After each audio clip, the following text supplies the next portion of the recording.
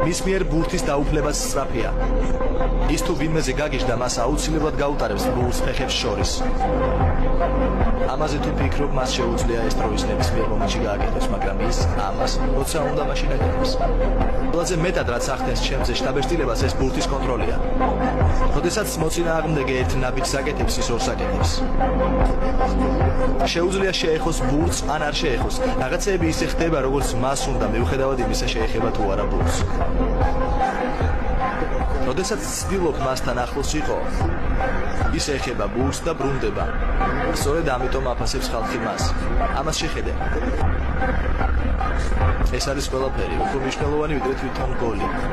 ყოველი მოძრაობა, რომელსაც ის აკეთებს, აძლევს უპირატესობას შეიცვალოს გზა ან მოძრაობა. მას ბევრი შეხება სჭირდება ბურთთან. როგორ აღიქვამთ მას?